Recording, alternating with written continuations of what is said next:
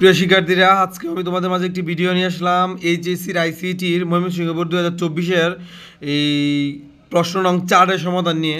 এটা দেখতে পাচ্ছ, এখানে একটি অলরেডি সার্কিট অঙ্কন করা আছে এবং আমাদের 4টি রিকোয়ারমেন্ট বলা আছে যেগুলো সলিউশন করো। এখন কথা হলো, আমাদের প্রথমেই বলা আছে যে মৌলিক উপপাদ্য কি।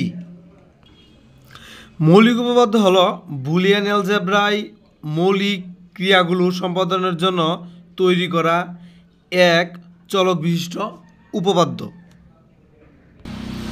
কথাকে বলা আছে বুলিয়ান চলক ও প্রোগ্রামিং চলক একই নয়, এটা ব্যাখ্যা করো। আমাদের এই দুটি চলকের মধ্যে বুলিয়ান চলক এবং প্রোগ্রামিং চলকের মধ্যে সবচেয়ে সেন্সিটিভ হচ্ছে মূলত প্রোগ্রামিং চলক, হ্যাঁ। আর একটু কম সেন্সিটিভ বা একটু পরিবর্তনশীল বেশি বলতে পারি আমরা বুলিয়ান চলককে। তাহলে আমরা এই কথা কীভাবে আনসার করব? প্রথমে আমরা লিখতে পারি যে কোনো বুলিয়ান চলকের মান এক বা একাধিক স্বাধীন চলকের উপর নির্ভর করলে নির্ভরশীল চলককে বুলিয়ান চলক বলা হয়। এখানে স্পষ্ট বলে দিয়েছে নির্ভরশীল চলককে আমরা বুলিয়ান চলক বলবো, অর্থাৎ বুলিয়ান অ্যালজেব্রায় যে রাশির মান পরিবর্তনশীল তাকেই মূলত বুলিয়ান চলক বলা হয়। চলকের মান 0 অথবা 1 হতে পারে, এটাই মূলত ছিল আমাদের বুলিয়ান চলক। আর এখন আমরা আলোচনা করব প্রোগ্রামিং চলক নিয়ে। এখানে বলে দিয়েছে যে অন্যদিকে প্রোগ্রামিং চলক বলতে এমন কোনো মানকে বোঝানো হয় যা প্রোগ্রামে চালু করার পর পরিবর্তন করা যায়। মূলত আমরা প্রোগ্রামে চালু করার পর এটাকে পরিবর্তন করতে পারবো। তাহলে সি প্রোগ্রামে প্রোগ্রাম নির্বাহের সময় যে সকল মান ব্যবহারকারী প্রয়োজন অনুসারে পরিবর্তন করতে পারে তাকেই মূলত প্রোগ্রামিং চলক বলা হয়। আর এজন্য আমরা বলতে পারি বুলিয়ান চলক এবং প্রোগ্রামিং চলক এক নয়। এখন আমরা সলিউশন করব ওটার মূলত গদাকে বলা আছে উদ্দীপকে, হ্যাঁ, উদ্দীপকে A1 দিয়ে নির্দেশিত ডিভাইসটি নর গেটের মাধ্যমে বাস্তবায়ন করো।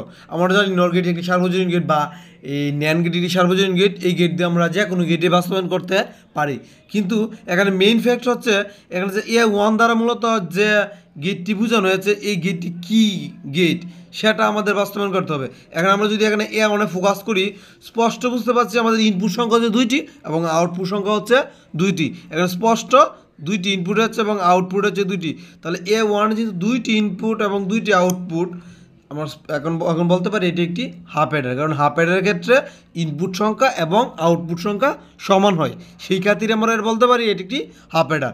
এখন তারা বলেছে যে এটাকে আমরা যেন নর গেট দিয়ে কী করি, বাস্তবায়ন করি। তাহলে বাস্তবায়ন ক্ষেত্রে অবশ্যই আমাদের হাফ অ্যাডার সমীকরণগুলো জানতে হবে। হাফ অ্যাডার সমীকরণ হচ্ছে 2টি, একটি হচ্ছে S আর একটি হচ্ছে C0। এই সমীকরণের সাহায্যে মূলত আমরা বাস্তবায়নটা করব।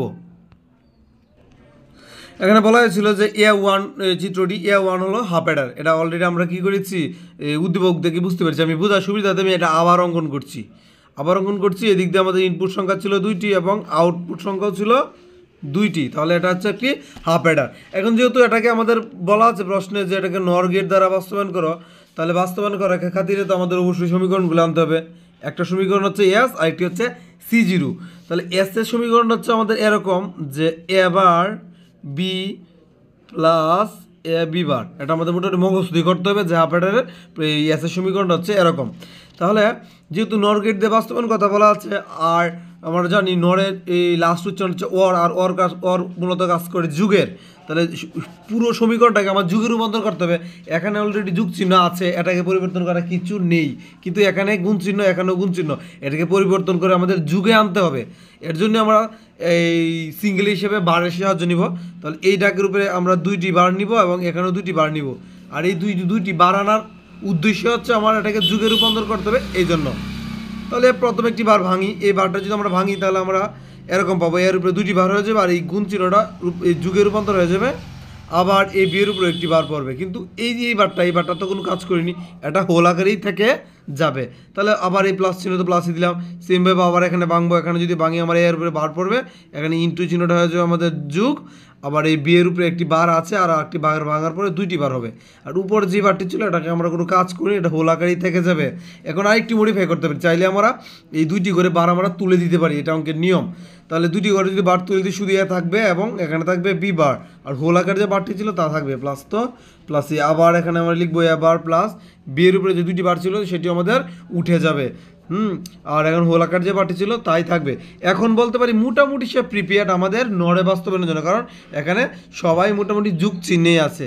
কিন্তু যেহেতু বাস্তবায়ন বলা আছে, আমাদের অবশ্যই অবশ্যই হোল বারে সাহায্য দিতে হবে। এই পুরো সমীকরণের উপরে আমাদের হোল আকারে দুটি বার আনতে হবে। তাহলে হোল আকারের যদি আমরা দুটি বার আনি এরকম হবে, এই যে দুইটি বার এভাবে আনতে হবে। এখন এখানে যা ছিল তাই লিখে দিতে হবে। লিখলাম A plus B bar whole bar, plus তো প্লাসেই, আবার লিখলাম A bar plus B whole bar. এই যে আমার সমীকরণটা গঠিত হলো, এখন সে মোটামুটি প্রিপেয়ার্ড হয়ে গেল আমাদের নর গেটে বাস্তবায়নের জন্য। তাহলে এটা তো প্রিপেয়ার্ড করলামই, আমার এখন আরেকটু কাজ বাকি আছে। আরেকটু কাজ বলতে বোঝাচ্ছি C0, আমরা তো এসের কাজ করেছি, এখন আমরা C0 কাজটা করবো। C0 সমীকরণটা ছিল এরকম যে এ বি এর যেহেতু বাস্তবায়ন বলা আছে, আমরা অবশ্যই এটার উপরে আবার আমরা হোলবারের সহযোগিতা নিব। কিন্তু এখানে কিন্তু আমাদের গুণাকারে আছে, গুণাকারে তো থাকলে তো আর হবে না, যেহেতু আমরা নরে বাস্তবায়ন করে, আমি আগেই বলেছি নরের সাথে একটা এই যুগের সম্পর্ক আছে, আমার যুগের রূপান্তর করতে হবে। তার জন্য আমি একটি বার এখন ভাঙবো। তাহলে এখন যদি একটি বার ভাঙি তাহলে এরকম হবে, এবার এই গুণ চিহ্নটা দেবে যুগ বি বার, আর এই বারটা তো থেকেই যাবে, এটা হোল আকারে রেখে দেবো। তাহলে এটাও মোটামুটি প্রিপেয়ার্ড হয়ে গেলো নরে বাস্তবায়নের জন্য। এখন করে জাস্ট গেটটা আমরা অঙ্কন করে দেবো। আর নর এই গেট মূলত আমাদের কীরকম হয় আমরা অনেক আগে থেকে জানি, তবু আমি আরেকটু অঙ্কন করে দিলাম। এটাই মূলত আমাদের নরের গেট, আর সকল কাজটা এই গেটের সহযোগিতায় করতে হবে। তাহলে আমি লিখলাম এ এবং বি ইনপুট আকারে যারা ছিল, প্রথমে আমি এসের কাজটা করব, তারপরে কাজটা করবো C0। এখানে এসের ক্ষেত্রে ছিল প্রথমে এ নিলাম এ, তারপর হচ্ছে বি বার। এই বি বার তো আমি সাধারণভাবে যেভাবে আমরা বি বার দিয়ে এভাবে দিলে হবে না, কারণ আমাকে যেহেতু বলে দিয়েছে নর গেটে বাস্তবায়ন করো, নরের মতন করতে হবে। তাহলে এই যে বি বার আঁকতে গেলে আমাদের এইরকমভাবে আমাদের বি বারটা আঁকতে হবে। তাহলে এখানে পাচ্ছি এ, তারপর হচ্ছে বি বার, তাদের মধ্যে যদি একটি হোল বার আছে তার জন্য আবার আরেকটি কী করতে হবে, নর গেট অঙ্কন করতে হবে। তাহলে আমার আউটপুট হবে এরকম A plus B bar whole bar. আমাদের আর এই পাশেরটা অলরেডি আমাদের ডান হয়ে গেল, এখন আমাদের এই পাশের কাজটা করতে হবে। তাহলে এই পাশে দেখতে পাচ্ছি এ বার, তাহলে এই যে বার, আমাদের এ বার পেয়ে গেলাম। তারপরে হচ্ছে যুগ আকারে আছে কি বি, এই যে নিলাম বি, তাদের উপর কিন্তু হোল আকার আবার একটি বার আছে। তাহলে এই বারের জন্য আবার একটি কী করতে হবে, নর গেট অঙ্কন করতে হবে। নর গেট অঙ্কন করে নিলাম, গেল। তাহলে এখানে একটা এই নর গেট অঙ্কন করতে হবে। তাহলে আমি এখানে আউটপুটটা পাবো এরকম যে এ bar plus B whole bar. তাহলে এই দিকেরটা আমার অলরেডি অঙ্কন করা শেষ। এখন বাকি রয়েছে শুধু এই দুইটি হোল বারের কাজ। এই দুইটি হোল বারের জন্য আবার আমার আরও দুইটি নর গেট অঙ্কন করতে হবে। তাহলে এই ইনপুট এবং এই ইনপুট নিয়ে এই যে একটি নর গেট অঙ্কন করলাম, আবার এখান থেকে আমি নিয়ে আবার আরেকটি নর গেট অঙ্কন করলাম। আমি মোটামুটি আমার এসের কাজ কমপ্লিট করে নিয়েছি, পুরো সমীকরণটা দ্বারা আমি গেটে রূপান্তর করে নিয়েছি। এখন বাকি রয়েছে আমার C0 কাজটা। তাহলে C0 কাজটা কীরকম ছিল, A bar plus B bar whole bar. তাহলে এটাও আমার আঁকতে হবে এই নরের সাহায্যে। তাহলে প্রথমে এ বারের কাজটা করে নিলাম, তারপরে কাজটা করে নিলাম আমি বি বারের। তাহলে আমার এ বারের কাজও কমপ্লিট, বি বারের কাজও কমপ্লিট। তাদের উপরে যদি হোল আকার একটি বার আছে, তার জন্য আবার আরেকটি নর গেট অঙ্কন করতে হবে। এখন আমি আমার কাঙ্ক্ষিত C0 কাজটা পেয়ে গেছি। এই ছিল মূলত আমাদের হাফ এডারকে নর গেট দ্বারা বাস্তবায়নের কাজ। এখন সলিউশন করবো মূলত এটার ঘদাকে বলা আছে 13 আছে দশমিকে এবং 15 আছে দশমিকে। এই দুইটি সংখ্যা আমাদের যোগ করতে হবে। উদ্দীপকের ডিভাইসটির সক্ষমতা বিশ্লেষণপূর্বক প্রয়োজনীয় ডিভাইসটির অঙ্কন করে তাতে যোগ ক্রিয়া দেখাও। মানে মূলত আমাদের এই দুইটা সংখ্যার যোগ করতে বলা হয়েছে এই উপরের ডিভাইসটির সহযোগিতায়। এখন আমাদের তো বুঝতে তো হবে যে এই ডিভাইসটি মূলত আসলে কী ডিভাইস, ঠিক আছে? এটার সহযোগিতায় আসলে কি আমরা এই যুগের কাজ সম্পূর্ণ করতে পারবো না। আমরা উদ্দীপকে দেখতে পাচ্ছি এখানে ইনপুট হচ্ছে দুইটি, আউটপুট হচ্ছে দুইটি। তাহলে A1 হচ্ছে আমাদের এই হাফ এডার, কিন্তু এখানে যদি চিন্তা করি মানে A2, এই দিক দিয়ে হচ্ছে দুইটি ইনপুট আর এই দিক থেকে আরও একটি ইনপুট এসেছে। তাহলে আমাদের ইনপুট সংখ্যা হচ্ছে 3টি এবং আউটপুট হচ্ছে 2টি। তাহলে এটা ধর হাফ এডারে নিয়ে এটি হচ্ছে ফুল এডার, কারণ এখানে ইনপুট হয়ে গেছে 3টি। সেমভাবে আমরা যদি A3টা খেয়াল করি, এখানে এদিক দিয়ে হচ্ছে 2টি আর এদিক থেকে আরেকটি ইনপুট এসেছে। তাহলে এখানে হয়েছে 3টি ইনপুট এবং আউটপুট হচ্ছে 2টি। তাহলে A2 এবং A3 হচ্ছে আমাদের ফুল এডার, আর এটা হচ্ছে মূলত আমাদের হাফ অ্যাডার। এখন আমাদের বলা হয়েছে ডাকের এই প্রশ্নে যে 13 এবং 15 এর এই দুটি সংখ্যার মধ্যে আমাদের যুগ সম্পাদন করতে হবে। আর আমরা জানি অ্যাডারের কাজ হচ্ছে বাইনারি সংখ্যা যুগের এই কাজ সম্পাদিত করা। তাহলে 13 বাইনারি মান প্রয়োজন পড়বে আমার, এবং 15 বাইনারি মানের প্রয়োজন পড়বে। এখন আমরা এখানে দেখতে পাচ্ছি যে 13 বাইনারি মান হচ্ছে 1101 এবং 15 বাইনারি মান হচ্ছে 4টি 1।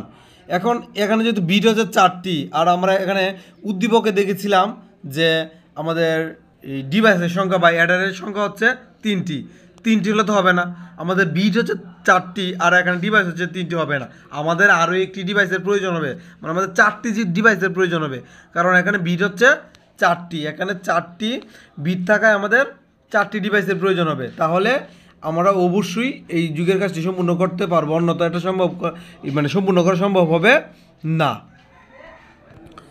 তাহলে উদ্দীপকে আমাদের এইটা দেওয়া ছিল, আমি আর একটা আনলাম, এই কারণেই আনলাম আমাদের এই বিট ছিল 4টি, যার জন্য আমি আরও একটি ফুল অ্যাডারের সহযোগিতা নিলাম, নাহলে আমি যুগের কাজ সম্পূর্ণ করতে পারবো না। এখন আমাদের কাজ হচ্ছে এই প্রত্যেকটা ডিভাইসের সাহায্যে আমাদের যুগের কাজটা সম্পূর্ণ করা। এখানে দেখতে পাচ্ছ তোমরা স্পষ্ট এই মানগুলো দেওয়া আছে, 13 মানটি দেওয়া আছে এবং 15 মানটি দেওয়া আছে। এখন এই ডিভাইসের সাথে জাস্ট গেলে আমরা যুগটা করবো। প্রথমে তো আমাদের যুগ করতে হবে এইখান থেকে, তারপরে এইটা, তারপরে এটা, তারপরে এটা, এই সিকোয়েন্সটা আমাদের মেনটেন করতে হবে। তাহলে এইখান থেকে যে শুরু করবো, আমাদের সংখ্যা নেওয়ার ক্ষেত্রে একদম লাস্ট থেকে নিতে হবে। এই যে 1 দেখতে পাচ্ছ, এই 1 থেকে আমরা যে এখানে একটি 1 নিলাম, এবং এখানে এই 13 মানের লাস্টের 1 থেকে আমরা একটি 1 নিলাম। তাহলে এখানে আমরা 2টি 1 ইনপুট হিসেবে নিলাম। তাহলে 2টি 1 যদি আমরা ইনপুট হিসেবে নেই, আর 2টি 1 যদি আমরা বাইনারিতে যোগ করি, তাহলে 2টি 1 যদি আমরা বাইনারিতে যোগ করি 10 হবে।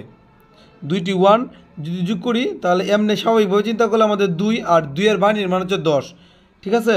তাহলে 2 এর বাইনারি মান যদি আমাদের 10 হয়, তাহলে 10-এর হবে গিয়ে আমাদের 0, মানে যোগফল। এই যে 10-এর জন্য 0 লিখলাম, আর হাতে আমাদের কিন্তু 1 রয়ে গেছে, তাহলে হাতের 1টা আমরা এখানে লিখবো।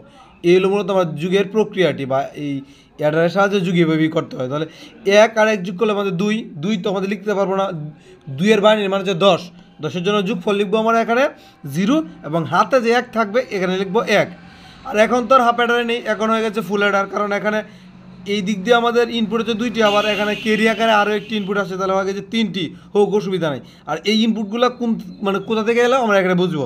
এখানে এই ইনপুটটা এসেছে এইখান থেকে, এবং এই 0টাকে এসেছে এখান থেকে, মানে আমরা উল্টো দিক থেকে চিন্তা করলে দ্বিতীয়তে এই মানটা, এবং দ্বিতীয়তে এই 0টা লিখলাম, আর এখানে আমাদের ক্যারি হিসেবে তো 1 আসছিলই। তাহলে এখনও সেম কাজ হয়ে গেল। সেম কাজ কীরকম, এখানে 1 এখানে 1, তাহলে হয়ে গেল 2, আর 2 এর জন্য তো আমাদের বাইনারি মান লিখতে হয় 10, যার জন্য 10-এর আমার যোগফল লিখবো 0, এবং হাতে থাকবে 1, এই যে লিখলাম 1। তাহলে এখানে ইনপুটটি নিচ্ছি, কীভাবে নিয়েছি, যে এখানে 3 নাম্বারটা এই 1টা নিয়েছি, আবার এখানে নিয়েছি এই 1টা, যে এই 1টা আর এখানে তো হাতে আকারে আবার একটা 1 ছিলই। এখন চিন্তা করে দেখলাম আমাদের 1 হয়ে গেছে 3টি, 1 যেহেতু 3টি হয়ে গেছে, তাহলে আমাদের 3টি যেহেতু হয়ে গেল, তাহলে আমরা 3-এর বাইনারি মানে আমরা জানি হচ্ছে 11-এর জন্য আমার যোগফল হিসেবে লিখবো 1, আর হাতে হিসেবে থাকবে আমাদের 1। তাহলে এটা তো হাতে আকারে এগুলো, এখন বাকি রয়েছে শুধু এই কাজটা। এখানে এই 2টা 1 কীভাবে এলো, এই 1 এসেছে এবং এই 1 এসেছে, যে এই 1 এবং এই 1, আর হাতে আকারে তো একটু 1 ছিলই। তাহলে এখনও কিন্তু আমাদের 3টি 1 এই ইনপুট আকারে পেয়েছি। তাহলে 3টি 1 যদি করি, তাহলে আমাদের আবার হয়ে যাবে 3, আর 3-এর বাইনারি হচ্ছে 11-এর জন্য আমি যোগফল আকারে লিখবো 1, এবং হাতেও থাকবে আমাদের 1। এই ছিল মূলত আমাদের যুগের প্রক্রিয়াটি। এখন উত্তর কোনটি হবে, উত্তর হবে আমাদের মেইন যে এই যোগফলটা, মানে আউটপুটটা, এটাকে বলা হচ্ছে আমাদের মেইন যোগফল বা আউটপুট। তাহলে উত্তর হবে আমাদের 1 1 1 0 0, 1 1 1 0 0। এই ছিল মূলত আমাদের কাঙ্ক্ষিত যুগটি।